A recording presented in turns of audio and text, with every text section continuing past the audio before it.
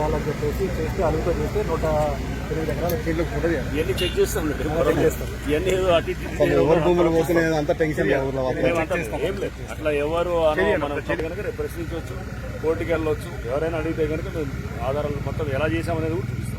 మేము అందరికీ తెలుస్తున్నాయి కదా, FTL బాఫర్ అంటే పెద్దవాడికి తెలుసు, మాకన్నా ఎక్స్పోర్ట్ అయినా చాలా మంది. మేము 4-5 years నుంచి ఈ కెనాల్స్ రిస్టోర్ చేయాలి, చెరువులా ఉంచాలని 4-5 years ఫైట్ చేస్తున్నాం సార్, కానీ ఎవరు పట్టించుకోవట్లేదు.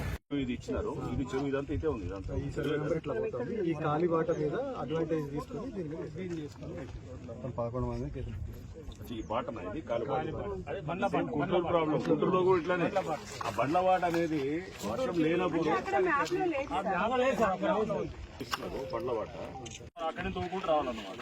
తోకుంటూ వచ్చేసి చేసి యాక్సెస్ లేకుండా చేస్తే సరిపోతుంది. చేసి ఫస్ట్ అది చేద్దాము, చేసి నెక్స్ట్ ఇంకా తర్వాత ఇక చూసే కార్యక్రమం. 495 ఎకరాలకి బయట ఎక్కువ వాటర్ స్ప్రెడ్ ఉంది కదా, వాడ కనపడుతుంది కదా, ఇల్లు కనపడుతుంది కదా, ఇల్లు అవతల కూడా నీళ్ళు ఉన్నాయి.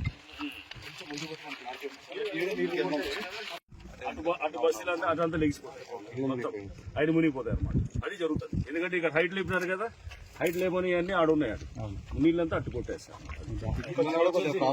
మొత్తం ఇక ఆ ఏరియాలన్నీ మునిగిపోయి వరద అంతా అటు షిఫ్ట్ అవుతుంది. ఇంకో చిన్న సమస్య ఏంటి సార్, ఈ ఏదైతే రోడ్ వేసారో ఇది ప్యూర్లీ గవర్నమెంట్ ల్యాండ్. 137 చికం ల్యాండ్ 328 acres 137.